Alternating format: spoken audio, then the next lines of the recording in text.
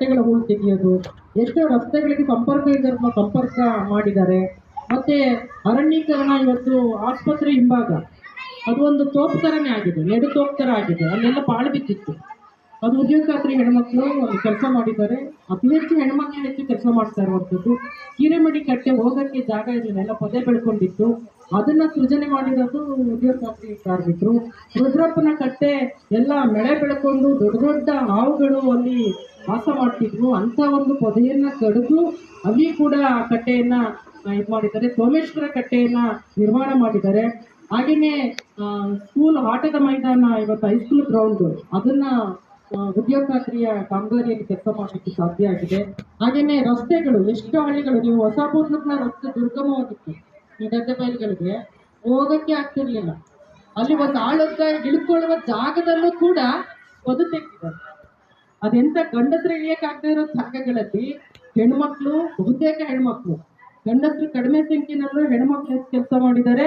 ಅಲ್ಲಿ ದುರ್ಗಮ ಹಾದಿಗಳು, ನಾನೇ ಒಂದ್ಸಲ ಹೋಗ್ಬಿಟ್ಟು ಹೆಂಗಪ್ಪ ಬರ್ತಾರೆ ಇಲ್ಲಿ ಕೆಲಸಕ್ಕೆ ಅನ್ನೋ ಪರಿಸ್ಥಿತಿ ಇತ್ತು. ಅಂಥ ಒಂದು ದುರ್ಗಮ ಹಾದಿಗಳು, ನೀವು ಬೇಲೂರಿಗೆ ಹೋಗುವ, ಕೆರೆಗೆ ಹೋಗುವ ದಾರಿಗಳು, ಆಮೇಲೆ ಬೇರೆ ಬೇರೆ ಎಲ್ಲ ಕೆಲಸಗಳನ್ನ ಇವತ್ತು ಉದ್ಯೋಗ ಖಾತ್ರಿ ಕೆಲಸದಲ್ಲಿ ಮಾಡಿದ್ದಾರೆ. ಉದ್ಯೋಗ ಖಾತ್ರಿ ಕೆಲಸದಲ್ಲಿ ಮಾಡ್ಲಿಕ್ಕೆ ಸಾಧ್ಯ ಆಗಿದೆ ಅಂತ ಹೇಳಿದ್ರೆ ಅದನ್ನ ವ್ಯವಸ್ಥಿತವಾಗಿ ಅನುಕೂಲ ಇರ್ತಕ್ಕಂತಹ, ವಲಸೆಯನ್ನು ತಡೆಗಟ್ಟುವ ನಿಟ್ಟಿನಲ್ಲಿ ಇರ್ತಕ್ಕಂಥ ಒಂದು ಗ್ರಾಮೀಣ ಸಂಜೀವಿನಿ ಅಂತಾನೆ ಹೇಳ್ಬೋದು. ಬಡ ಜನರ ಅಭಿವೃದ್ಧಿಗಾಗಿರ್ತಕ್ಕಂಥ ಕಾಯ್ದೆ, ಅದನ್ನೇ ಮೊಟಕುಗೊಳಿಸುವ, ರದ್ದುಪಡಿಸುವ, ಹಿಂಪಡೆಯುವ ಕೆಲಸವನ್ನ ಕೇಂದ್ರ ಸರ್ಕಾರ ಮಾಡುತ್ತೆ ಅಂತಾದರೆ ಅದು ಅತ್ಯಂತ ಜನವಿರೋಧಿಯಾಗಿದೆ ಸರ್ಕಾರ. ಹಾಗಾಗಿ ಜನರ ಪರವಾಗಿರ್ತಕ್ಕಂಥ ಗ್ರಾಮೀಣ ಉದ್ಯೋಗ ಖಾತ್ರಿ, ಮಹಾತ್ಮ ಗಾಂಧಿ ಗ್ರಾಮೀಣ ಉದ್ಯೋಗ ಖಾತ್ರಿ ಯೋಜನೆ ಏನು ಕಾಯ್ದೆ ಇತ್ತು, ಅದು ಯೋಜನೆ ಆದರೆ ಬದಲಾಯಿಸ್ಕೋಬಹುದು, ಕಾಯ್ದೆನ ಬದಲಾಯಿಸೋಕ್ಕಾಗಲ್ಲ. ಅದು ಆ್ಯಕ್ಟ್ ಪ್ರಕಾರ ಕೆಲಸ ಕೊಡಲೇಬೇಕು. ಅರ್ಜಿ ಹಾಕಿದ ಮೇಲೆ ಕೆಲಸ ಕೊಡಬೇಕು. ಕೆಲಸ ಕೊಟ್ಟಿಲ್ಲ ಅಂದರೆ ನಿರುದ್ಯೋಗ ಭತ್ಯೆ ಕೊಡಬೇಕು. ಕೆಲಸ ಕೊಟ್ಟು ಪ್ರತಿ ವರ್ಷಕ್ಕೆ ಕನಿಷ್ಠ 30,000 ರೂಪಾಯಿ ಒಂದು ಕುಟುಂಬಕ್ಕೆ ಆದಾಯ. ಒಂದು ಕುಟುಂಬದಲ್ಲಿ ಗಂಡ ಹೆಂಡತಿ ಮಕ್ಕಳಿದ್ದಾರೆ ಅಂದರೆ ಯಾರು ಬೇಕಾದ್ರೂ ಕೆಲಸಕ್ಕೆ ಬರ್ಬೋದು. ಆದರೆ 100 ದಿನ ಇತ್ತು, ನಾವು ಅದು 200 ದಿನ ಡಿಮಾಂಡ್ ಇಟ್ಟಿದ್ವಿ, ದಿನಕ್ಕೆ 600 ರೂಪಾಯಿ ಕೂಲಿ ಡಿಮಾಂಡ್ ಇಟ್ಟಿದ್ವಿ. ಆದರೆ ಸರ್ಕಾರ ಇವತ್ತು ಅದನ್ನ ಏನು ಮಾಡ್ತಾ ಇದೆ, 370 ರೂಪಾಯಿ ಕೂಲಿ ಕೊಟ್ಟು ಕೆಲಸ ಮಾಡಿಸ್ತಾ ಇದೆ. ಕನಿಷ್ಠ ಒಂದು ವರ್ಷದಲ್ಲಿ ಕೆಲಸ ಮಾಡಿದ್ರು 30,000 ರೂಪಾಯಿ ಆ ಕುಟುಂಬಕ್ಕೆ ಆದಾಯ. ಉದ್ಯೋಗ ಖಾತ್ರಿ ಆಜೀವಿಕಾ ಅಭಿಯಾನ ಗ್ರಾಮೀಣ, ಇದು 2025ರಲ್ಲಿ ಬಹಳ ತರಾತುರಿಯಲ್ಲಿ ಚರ್ಚೆ ಮಾಡದೆ ತಂದಂತ ಬಿಲ್ಲು. ಇದು ಅತ್ಯಂತ ಅವೈಜ್ಞಾನಿಕ ಮತ್ತು ಕಾರ್ಮಿಕ ಏನು ಗ್ರಾಮೀಣ ಕಾರ್ಮಿಕರು, ಗ್ರಾಮೀಣ ಶ್ರಮಿಕರಿದ್ದಾರೆ, ಅವರ ವಿರುದ್ಧವಾಗಿ ತಂದಿರತಕ್ಕಂಥ ಬಿಲ್ ಇದು. ಹಾಗಾಗಿ ಅದನ್ನ ನಾವು ಉಗ್ರವಾಗಿ ಖಂಡನೆ ಮಾಡಿ ಈ ಕಾಯ್ದೆಯನ್ನ, ಏನು ಮಹಾತ್ಮ ಗಾಂಧಿ ಗ್ರಾಮೀಣ ಉದ್ಯೋಗ ಖಾತ್ರಿ ಕಾಯ್ದೆ ಇತ್ತು, ಆ ಕಾಯ್ದೆಯನ್ನೇ ಸಂಪೂರ್ಣವಾಗಿ ಅನುಷ್ಠಾನಗೊಳಿಸಬೇಕು, ವ್ಯವಸ್ಥಾಪನೆ ಮಾಡಬೇಕು. ಇವತ್ತು ಈ ಕಾಯ್ದೆ ಏನ್ ಹೇಳುತ್ತೆ ಅಂತ ಹೇಳಿದ್ರೆ, ಅವರು ಸರ್ಕಾರದ ನೇರ ಹೊಣೆ, ಈಗ ಸೆಂಟ್ರಲ್ ಗೌರ್ಮೆಂಟ್ನ ಹೊಣೆಗಾರಿಕೆ ಅನುದಾನ ಏನು ಹೆಚ್ಚು ಕೊಡಬೇಕಾಗಿತ್ತು ಅದು ತಪ್ಪಿಸ್ಕೊಳ್ಳೋಕೆ ಸಲುವಾಗಿ ಈ ತರದ ತಿದ್ದುಪಡಿಯನ್ನು ಕೂಡ ಮಾಡಿದ್ದಾರೆ. ಬಹಳ ಮುಖ್ಯವಾಗಿ ಅನುದಾನ, ಅವರು ಪ್ರಾರಂಭದಲ್ಲಿ ಕೊಟ್ಟಂತಹ ಅನುದಾನಕ್ಕೂ UPA 1ನೇ ಸರ್ಕಾರ 2005ರಲ್ಲಿ ಮಹಾತ್ಮ ಗಾಂಧಿ ಗ್ರಾಮೀಣ ಉದ್ಯೋಗ ಖಾತ್ರಿ ಕಾಯ್ದೆ ಜಾರಿಯಾದಾಗ UPA 1ಕ್ಕೆ ಬೆಂಬಲ ಕೊಟ್ಟಿದ್ದು ಎಡಪಕ್ಷಗಳು.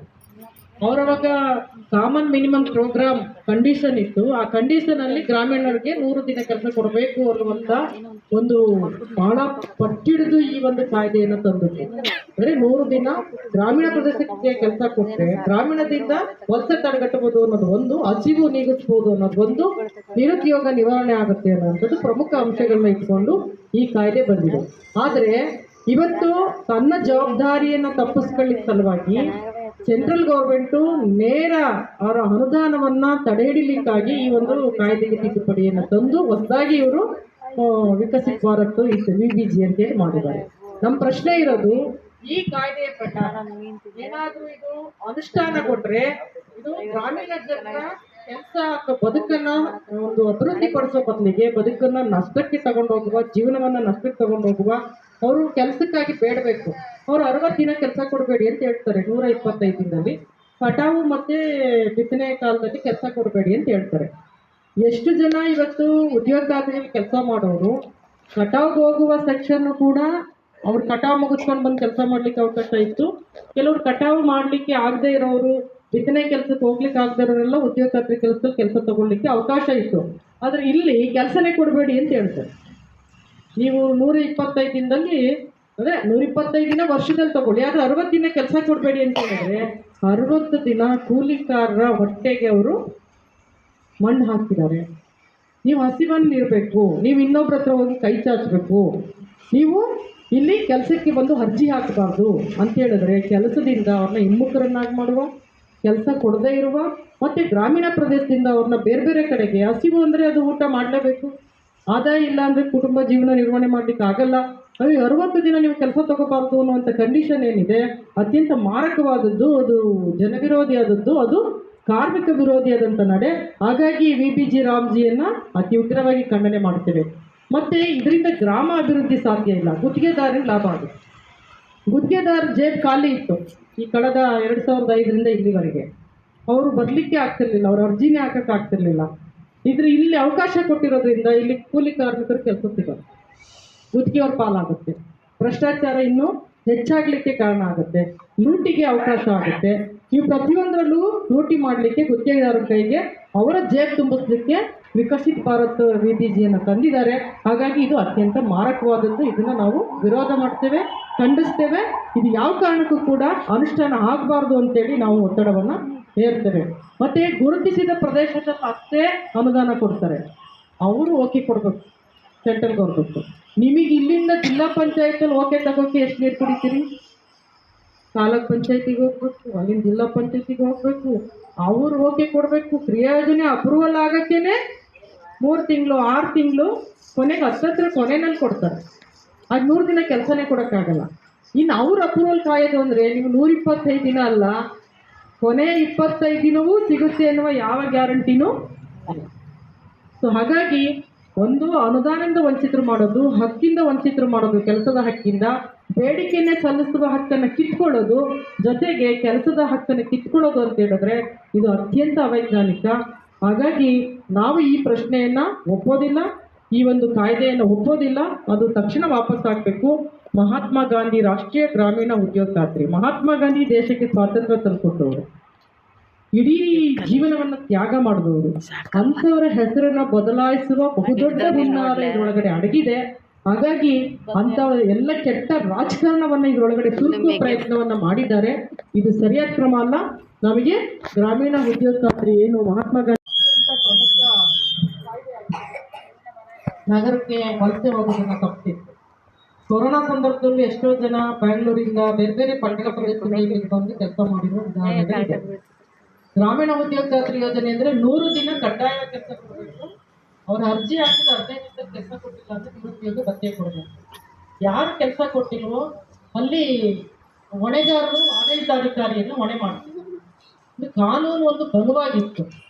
ಗ್ರಾಮೀಣ ಸೃಜನೆ ಇವತ್ತು ಜಲ ಸಂಪನ್ಮೂಲಗಳು, ಅಂತರ್ಜಲ ಹೆಚ್ಚಿಸುವ, ಕೃಷಿ ಹೊಂಡ ಮಾಡುವ, ರಸ್ತೆ ಮತ್ತು ಇತರೆ ನಿರ್ಮಾಣ ಮಾಡುವ, ಅರಣ್ಯೀಕರಣ ಮಾಡುವಂಥದ್ದು, ಸಮತಟ್ಟು ಭೂಮಿಯ ಮಾಡುವಂಥದ್ದು, ಇವೆಲ್ಲವೂ ಕೂಡ ಅತಿ ಹೆಚ್ಚು ಸಣ್ಣ ಹಿಡುವಳಿದಾರಿರುವ, ಬಹಳಷ್ಟು ಬಡತನದಿಂದ ಬಳಲ್ತಾ ಇರುವ ಕೃಷಿ ಕೂಲಿ ಕಾರ್ಮಿಕರು, ಭೂಮಿ ರಹಿತ ಕೂಲಿ ಕಾರ್ಮಿಕರಿಗೆ ಅತ್ಯಂತ ಸಂಜೀವಿನಿಯಂತೆ ಉದ್ಯೋಗ ಖಾತ್ರಿ ಕಾಯ್ದೆ ಇದ್ದಿತ್ತು.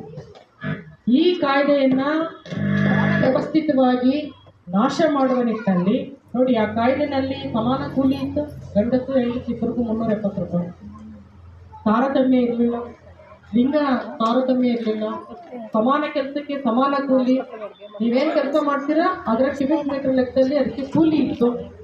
ಸೊ ಇವತ್ತೇನಾಗ್ತಾ ಇದೆ, ಉದ್ಯೋಗ ಖಾತ್ರಿಯನ್ನು ಸಮರ್ಪಕವಾಗಿ ಅದು ಜನರ ಗ್ರಾಮೀಣ ಬದುಕನ್ನು ಹೆಚ್ಚು ಮಾಡುವ ನಿಟ್ಟಿನಲ್ಲಿ ಮಾಡಬೇಕಾದಂಥ ಉದ್ಯೋಗ ಖಾತ್ರಿಯನ್ನು ಅತ್ಯಂತ ವ್ಯವಸ್ಥಿತವಾಗಿ ಅದು ಹಿಂಪಡೆದಿರುವ ಕೇಂದ್ರ ಸರ್ಕಾರದ ನಡೆಯನ್ನು ನಾವು ವಿರೋಧ ಮಾಡ್ತೀವಿ. ಈಗ ಇವರು VBG ರಾಮ್ಜಿದು ಒಂದು ಈಗ ಮುಂದೆ ಹೇಳ್ತಾರೆ. ನಮ್ಮ ಪ್ರಶ್ನೆ, ನಮ್ಮಲ್ಲಿ ಬೂದನೂರು ವ್ಯಾಪ್ತಿಯಲ್ಲಿ ನನಗನ್ಸುತ್ತೆ ಸರಿಸುಮಾರು 50ಕ್ಕೂ ಹೆಚ್ಚು ಕಾಮಗಾರಿಗಳು ಆಗಿದ್ದಾವೆ. ಸಣ್ಣ ನೀರಾವರಿ ಪ್ರದೇಶಗಳಲ್ಲಿ ಕಾಲುವೆಗಳ ಒಂದು ದುರಸ್ತಿ